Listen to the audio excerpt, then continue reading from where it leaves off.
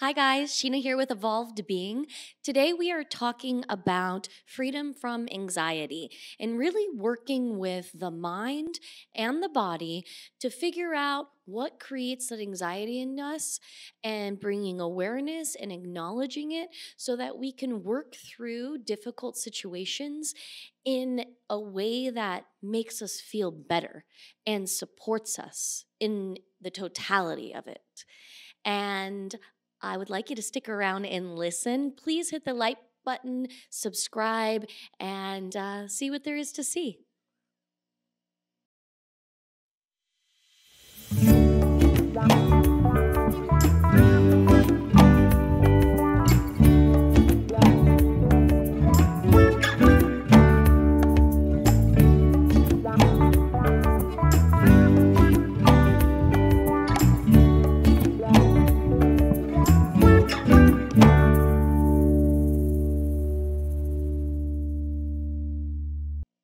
Hi guys, welcome back. Sheena Dressel here with Evolved Being. Today we are talking about freedom from anxiety. So what is anxiety? Good question, right? I think for myself, anxiety has been that thing that builds inside me, whether it started in my mind or it started in my body.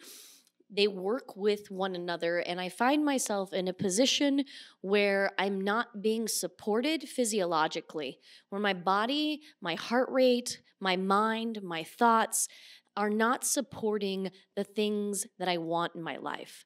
So getting myself into alignment has been quite a bit of a journey for me, teaching myself, reprogramming myself to not let stress become a deterrent in my life, but something that actually helps push me in my life has certainly been a process. And it's taken quite a bit of time for me to get to a place where I could say stress, difficult situations, adversity, that feeling of anxiety now supports me. It now is something that I can use to push through times, but not just to push through in this pushy sort of difficult, like I'm a warrior mentality, but to embrace it like a mother embraces her child.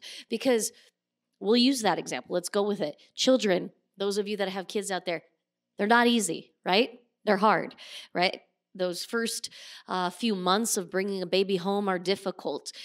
You don't choose to run from that situation. You embrace it and you learn to work with this new growing child that doesn't understand the world and has a lot of different needs and wants, and you don't know how to communicate with it yet. So think about stress like that, right? Think about it like that.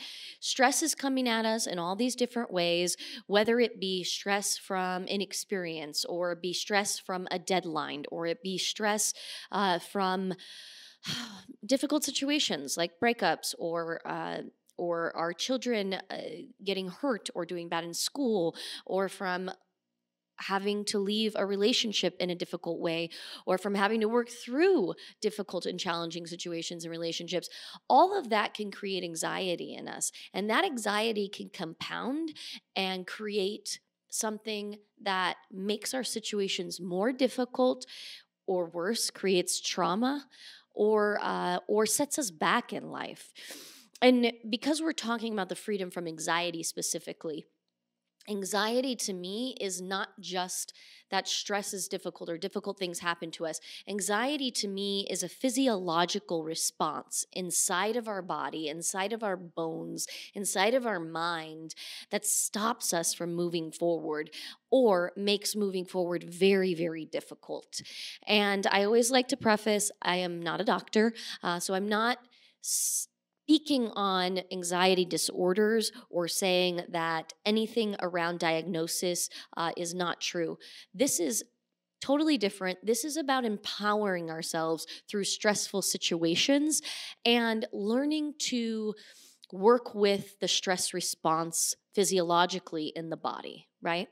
So when we start to have anxiety, what does that feel like, right? For me, in the past, it's been panic attacks. It's been difficulty breathing. It's been a high heart rate. It's been not being able to communicate my needs because of these physiological responses, not even being able to get the words out that I need to get out. It's been a headache, right? After quite a bit amount of stress, and then having to lay down and rest through a stressful time. It's been crying. Crying because I hurt, because I didn't know how to work through something, because I felt like I should have been able to know how to work through that. So there's been these things that I would associate with what I would call anxiety.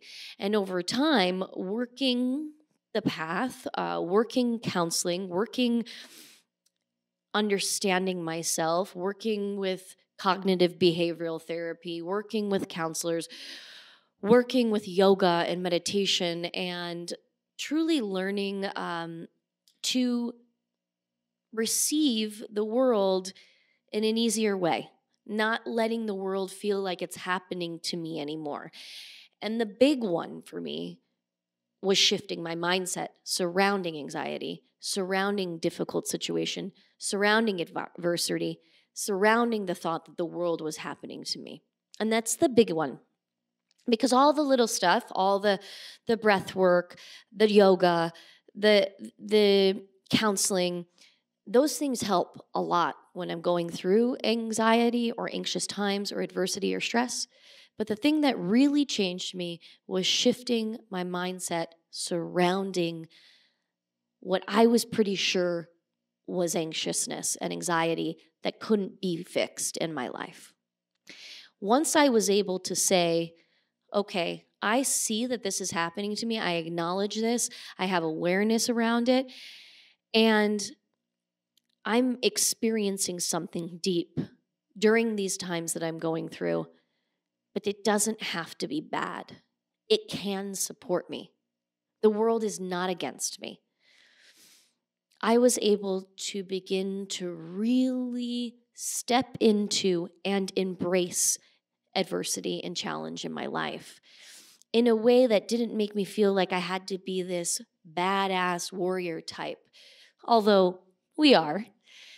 It was a more compassionate way to see stress and anxiety in my life that allowed me to finally find ease and grace. Now, this isn't 100% of the time, all the time. I'm no master at this. It's something that still comes up every day in my life, and I still work with it here and there, but it's a lot quieter. I'm a lot more patient. I'm a lot more compassionate, and I really am able to embrace the challenges and the stress in my life with a sense of purpose, with a sense of choice, with a sense that this is actually meaningful in my life and there's something here for me rather than running from it and thinking that it was here to hurt me. Does that make sense? So in your life, tools to work with anxiety right now are shifting those mindsets. What do you tell yourself when you're going through something? Can you catch the thoughts that are in the mind? Can you witness the thoughts going on through those difficult times? Can you witness the stress response? Can you feel the heart rate start to come up? Can you catch it before the heart rate and the mind begin to work together against you? Can you work in those spaces? Can you slow things down and begin to pick apart what's really happening in those moments? And then, certainly, the breath work, the ease, the taking a step back, the tools that help us through those times. Those become very important then. Does that make sense? And stress is interesting because I just wrote a blog. In the book, The Upside of Stress, Kelly McGonigal talks a lot about the research that's been done around stress and how stress actually can help us. It actually can give us a higher amount of cognitive abilities in those moments of stress. And I think we see that all the time, right? Like, who, for sure, great athletes, performers, gymnasts, very successful people, people who have to get in front of boards of people to pitch ideas, they have a high level of stress, right? There is stress in their life during those times. They use that. They use that to power through and really build the energy. And this also calls to mind Tony Robbins. I remember, and I was on the stair climber listening to a podcast of his or something like that. I'll never forget it, right? Those moments where you hear one piece of information or you read one piece of information, or, this is my life, right? This is how I receive the world. And you hear something that you're like, boom, that is going to change my life right there. He said that there's really no difference between excitement and the fear we feel when we're achieving things or we're going through things or we're going through difficult times. That what is the difference between excitement and anxiety? Right? It's our mind. It's our thoughts about them. It's our thoughts about what's going on. If we're standing there about to jump off a cliff, are we feeling excitement? Are we feeling anxiety? Are we feeling fear? You see what I'm saying there? It's really hard to distinguish that.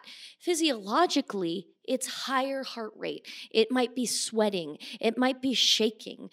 It might be crying even, or that feeling that you get when you're inspired, right? That feeling. But we're not, how do we pinpoint what that really is and what we call that? So my thought is that we use that. We use those things to embrace and move through challenge and difficult times, no different than we go through an exciting time in our lives. And that, to me, is the wisdom that we gain along the way as we continue to take on difficult things, challenging things, as we continue to move through the things that sometimes we want to run from.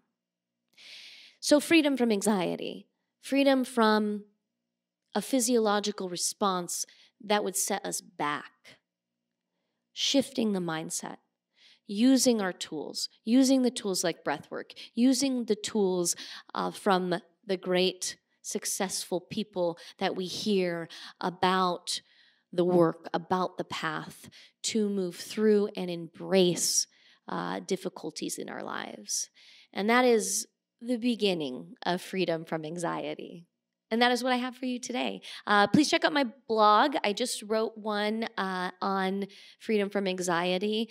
Please check out my website. Book a consultation with me. I could take you right here in my office if you live in the Las Vegas area, or we can book something remotely. I would love to help you work through times of adversity, embracing challenges, and finding peace and grace in life, and ultimately finding the joy in your life. Thank you so much. Have a beautiful day.